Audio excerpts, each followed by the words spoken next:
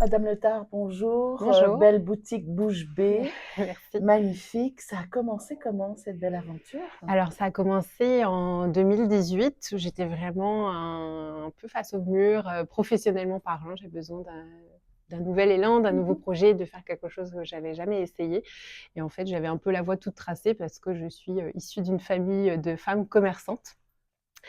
Ma maman a eu sa boutique pendant 42 ans, qu'elle avait repris de ma grand-mère, c'était une ancienne quincaillerie, et cetera, et cetera. Ça n'a jamais été plus jeune ma destinée, mais une fois arrivée au Québec, finalement, je me suis dit que c'était dans mon sang et j'avais envie de proposer ce genre d'environnement commercial sur la rue Ontario dans Hochelaga. Alors, avant, vous avez dit, j'étais pas là-dedans. Vous Non. étiez dans quel domaine? Alors, j'étais pas là-dedans complètement. J'ai quand même travaillé pas mal d'années en retail, comme on dit, et puis après, plus côté ressources humaines également.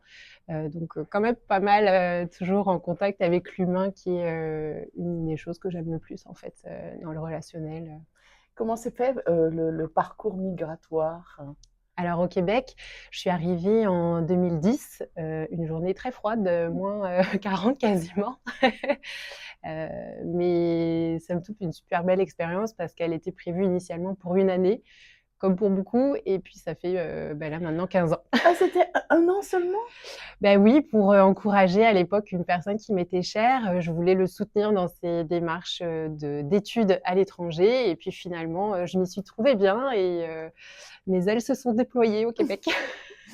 Alors, parfois, on ne peut pas penser que une Française, un Français aura des problèmes avec la langue française au Québec. Oui, c'est vrai. Et pourtant, c'est vrai, et ça va aussi dans l'autre sens aussi. Quand on va en France, les gens nous demandent de mieux prononcer Ah ou oui, bien de, ouais. il y a une expression qui est. Alors vous, ça a été comment Alors, bah, déjà, c'est vrai que quand on fait tout le processus d'immigration, il y a toujours cette énorme interrogation de devoir passer un test de français.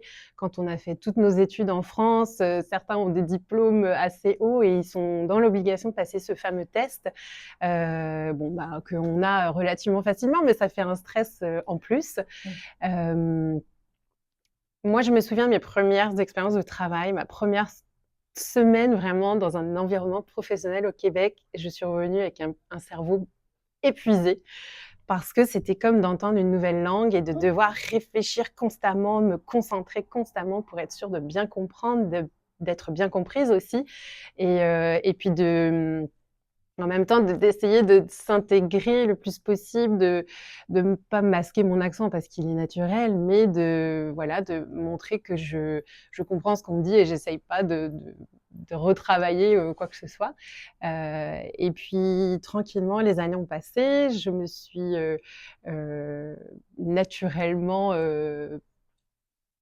comment dire, je me suis adapté? adaptée un peu au langage québécois. C'est une forme aussi d'intégration. Et j'ai vécu cette fameuse expérience du français qui rentre en France et qui se fait parler en anglais par un Parisien parce qu'il pense que je suis étrangère. Non, C'était une drôle d'expérience, mais je sais que je ne non, suis pas la seule à l'avoir vécu. c'est Ouais, pas vrai. ouais, ouais. Alors parce qu'ils ont su que vous étiez au Québec, ils vous Non, ont en parlé, fait, comment ça s'est j'étais à passé? une caisse dans un magasin, je parle ou je pose une question, je ne sais quoi, et j'ai sûrement dû avoir un peu d'accent différent, qui ne sonnait pas français de France. Et la personne étant à Paris, étant habituée à voir des étrangers, bah, elle s'est dit, oh, elle est sûrement étrangère, je vais lui parler En en anglais. anglais, en fait. Oh là là, c'est fou. Et il y a eu dans votre parcours aussi Gatineau, vous avez travaillé à Gatineau. Oui, c'est. Comment ça a été au niveau de la langue? Comment, parce que là, Alors moi, je trouve, c'est une de mes plus belles expériences en fait d'avoir pu atterrir à Gatineau. Je l'avais pas nécessairement choisi parce que c'était là où je rejoignais la personne que je souhaitais soutenir pendant cette première année d'expatriation. Mais c'était en fait la meilleure des choses pour pouvoir vivre une immersion dans la culture, dans la vie québécoise, de me mhm. faire aussi des amitiés fortes et solides. Et puis éventuellement rencontrer mon mari actuel. Donc, ça, c'est toujours plutôt plaisant. Mais voilà, Gatineau, bah, c'était du québécois partout et un mélange d'anglais aussi parce qu'on est tellement proche d'Ottawa que ça m'a un peu forcé à pratiquer Mhm. les deux langues en fait au quotidien. Quels étaient les mots quand vous êtes arrivé? de France qui vous faisaient rire ou vous dire tout simplement quoi? Bah, il y avait toutes sortes de mots. En fait, même encore aujourd'hui, j'ai l'impression que ça arrive moins souvent, mais j'en apprends. Il y a plein de petits mots qu'on doit mémoriser, comprendre, réussir à utiliser aussi pour être comprise. Je j'aurais un million d'exemples honnêtement, mais je veux pas rentrer dans les clichés non plus. Mais le mot québécois que vous affectionnez le plus? Ah, le mot que j'affectionne le plus, c'est moumoune, Ah qui oui, est un mot qui, en gros, veut dire un peu peureuse, oui, trouillarde, oui. etc. Et Ça, c'est un mot que que vous je trouve aimez. très mignon. Ouais. Alors, on va revenir à la boutique. On n'est pas parti, on est là, c'est merveilleux. Comment vous faites pour aller chercher justement tous ces objets, ces chandelles, ça sent bon ici. C'est quoi vos premiers critères? Alors, mon premier critère, c'est que ça fasse plaisir. Ça, c'était vraiment le point de départ essentiel. Bouche Bée, c'est une entreprise qui propose des produits de création locale, mais également d'importation. En ce moment, enfin, depuis déjà un certain temps, on est beaucoup dans l'ère du fait au Québec, artisanat local, etc. Et c'est très important de l'encourager. Mais moi, je veux aussi garder un peu cette conscience réelle de notre manière de consommer. Et c'est pas vrai qu'au quotidien, tous les produits dont on peut avoir besoin sont trouvables dans du fabriqué au Québec. Donc, je voulais avant tout que Bouche Bée soit dans le quartier pour un côté pratique, utile, avoir une adresse dans laquelle on peut trouver des cadeaux, se faire plaisir, etc.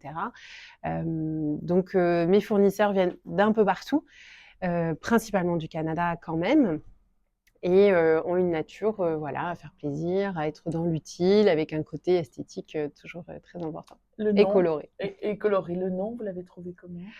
Alors, tout simplement en cherchant un nom qui pouvait amener à la surprise, à l'étonnement. Je pense que la boutique aussi, dans les premiers temps, a inspiré ça aussi. Les gens étaient surpris de trouver ce genre de commerce dans Hochelaga. Certains ont cru que c'était un pop-up éphémère pour le temps des fêtes. J'avais un bail de 5 ans, donc pas vraiment le projet.